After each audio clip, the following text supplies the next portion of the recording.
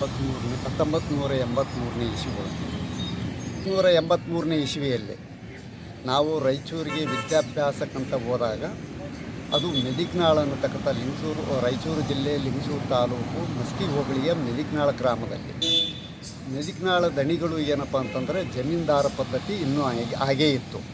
ಆವಾಗ ನಾವು ದಲಿತ ಚಳವಳಿಯಲ್ಲಿ ಪೂರ್ತಿಯಾಗಿ ನಾವು ಚಳವಳಿಯನ್ನು ಕಟ್ಟಬೇಕು, ದಲಿತ ಸಂಘರ್ಷ ಸಮಿತಿಯನ್ನು ಕಟ್ಟಬೇಕು ಅಂದಾಗ ಅಲ್ಲಿ ನಮಗೇನಪ್ಪ ಅಂದರೆ ಭೂಮಿ ಇರಲಾರ್ದಂಥವರು ಕೃಷಿ ಕಾರ್ಮಿಕರು, ಬಡವರು, ದಲಿತರು ಇವ್ರನ್ನ ಏನಪ್ಪ ಅಂದರೆ ಸಂಘಟನೆ ಮಾಡಿದ್ವಿ. ಯಾಕಂದರೆ ಅಲ್ಲಿ ಜಮೀನ್ದಾರ ಪದ್ಧತಿ ಹಾಗೇ ಇತ್ತು. ಅಲ್ಲಿ ಏನಪ್ಪ ಅಂತಂದರೆ ಜಮೀನ್ದಾರರು ಅದು 42 ಹಳ್ಳಿ ಜಾಗೀರದಾರರು ಅವರು ದಣಿಗಳು ಅಂತ.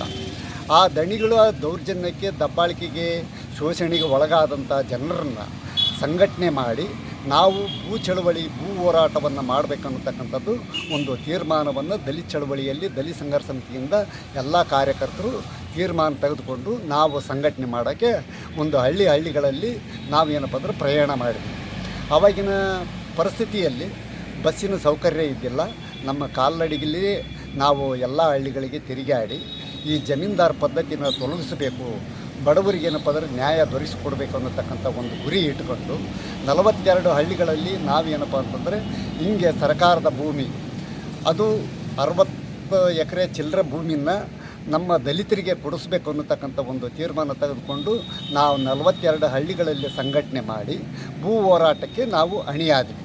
ಯಾಕೆಂದರೆ ಅಲ್ಲಿ ಇರತಕ್ಕಂಥ ಧಣಿಗಳು ನಮ್ಮ ಮೇಲೆ ಸತತವಾಗಿ ನಮ್ಮ ಜನರ ಮೇಲೆ ದೌರ್ಜನ್ಯಗಳನ್ನು, ದಬ್ಬಾಳಿಕೆಗಳನ್ನು ಮಾಡ್ತಾಯಿದ್ರು. ಯಾಕಂದರೆ ಅವರ ಒಂದು ಹಿಟ್ಟಿನ ಗಿರಣಿ ಇತ್ತು.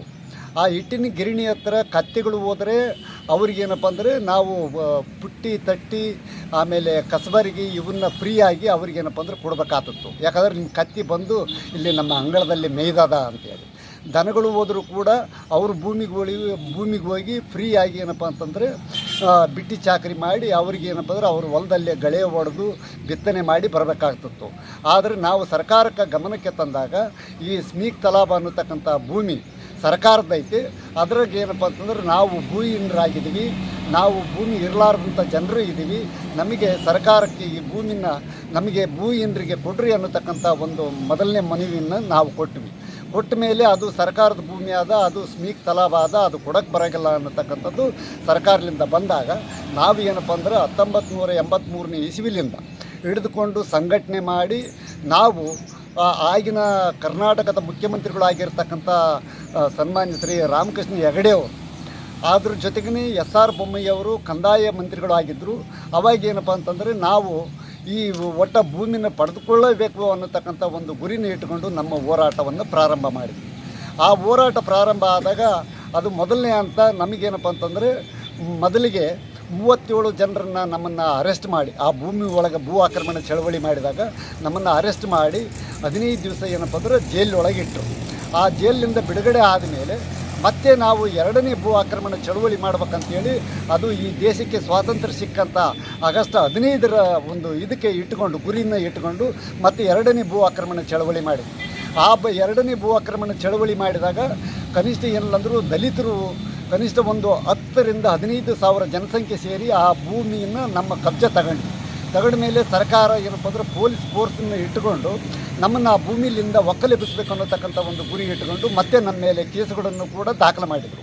ಆದರೂ ನಾವು ಅದಕ್ಕೆ ಯಾವುದಕ್ಕೂ ಅಂಜಲಾರದೇ ಅಲ್ಲಿ ಏನಪ್ಪ ಅಂತಂದರೆ ನಮಗೆ ಈ ಭೂಮಿ ಬೇಕು, ನಮಗೆ ಅಟ್ಲೀಸ್ಟ್ ಒಂದು 20-30 ಸೈಜ್ ಏನಪ್ಪ ಅಂದರೆ ಆ ಭೂಮಿ ಒಳಗೆ ನಮಗೆ ಅವಕಾಶ ಮಾಡಿಕೊಡ್ರಿ ಅನ್ನತಕ್ಕಂಥ ಮಾತನ್ನು ಕೇಳಿ ಅವಾಗಿರ್ತಕ್ಕಂಥ ತಹಸೀಲ್ದಾರರಿಗೆ ಮನವಿ ಮಾಡಿದಾಗ ಆಯಿತು ನಿಮಗೆ ಇಲ್ಲೇ ಕೊಡ್ತೀವಿ ಅನ್ನತಕ್ಕಂಥದ್ದು ನಮಗೆ ಇದು ಮಾಡಿದರು.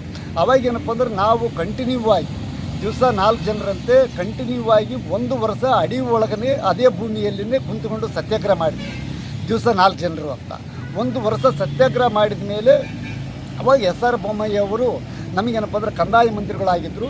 ನಮ್ಮ ರಾಜ್ಯದ ಕಂದಾಯ ಮಂತ್ರಿಗಳಾಗಿದ್ದಾಗ ಅವರು ಆಯ್ತಪ್ಪ ಈ ಭೂಮಿನ ನೋಡ್ತೀನಿ, ಸರ್ಕಾರದ ಮಟ್ಟದಲ್ಲಿ ಅದು ಕ್ಯಾಬಿನೆಟ್ ಇದ್ರೊಳಗನೆ ತೀರ್ಮಾನ ಮಾಡಿಕೊಂಡು ನಿಮಗೇನಪ್ಪ ಅಂದರೆ ಭೂಮಿ ಕೊಡ್ತೀವಿ ಅನ್ನತಕ್ಕಂಥದ್ದು ಗುರಿನ ಇದನ್ನು ಹೇಳಿದರು, ಭರವಸೆ ಕೊಟ್ಟ ಮೇಲೆ ನಾವು SR ರಾಮಕೃಷ್ಣ ಹೆಗಡೆ ಅವರು ಕರ್ನಾಟಕದ ಮುಖ್ಯಮಂತ್ರಿಗಳಾಗಿದ್ದಾಗ ಅದು ರಾಯಚೂರು ಲೋಕಸಭಾ ಉಪ ಚುನಾವಣೆ ನಡೆದಾಗ ಅದು ನನ್ನ ಗೆಳೆಯರಾದಂಥ ನನ್ನ ಸಂಗಾತಿಗಳು ಆದಂಥ BNR ಹಿರೇನಗನೂರು ಮತ್ತು ಡೇವಿಡ್ ದೀನ್ ಸಮುದ್ರ ಮತ್ತು ಹನುಮದಾಸ್ ಮತ್ತು ನಾನು ಮತ್ತು ಹುರ್ಕುಂದಪ್ಪ ಎಂ ವಿರೂಪಾಕ್ಷಿ ಎಲ್ಲರೂ ಕೂಡಿಕೊಂಡು ಏನಪ್ಪ ಅಂತಂದರೆ ಅವತ್ತಿನ ರಾಮಕೃಷ್ಣ ಹೆಗಡೆಯವರ ಚುನಾವಣೆ ಭಾಷಣದಲ್ಲಿ ನಾವು ವಿರೋಧ ವ್ಯಕ್ತಪಡಿಸಿ ನಮಗೇನಪ್ಪ ಅಂದರೆ ಭೂಮಿ ಬೇಕು, ನಮಗೆ ಈ ಭೂಮಿನ ಕೊಡಲೇಬೇಕು ಅನ್ನತಕ್ಕಂಥ ಮಾತನ್ನು ಅವರಿಗೆ ನಮ್ಮ ಘೋಷಣೆಗಳನ್ನು ಕೂಗಿ ಇದು ಮಾಡಿದಾಗ ಅವರು ಕೂಡ ಅವತ್ತಿಗೆ ಇಲ್ಲ ಅದು ಏನು ಇದೆ ಆ ಮೆದಿಕನಾಳ ದಲಿತರ ಒಂದು ಹೋರಾಟ ಏನಿದೆ ಆ ಹೋರಾಟಕ್ಕೆ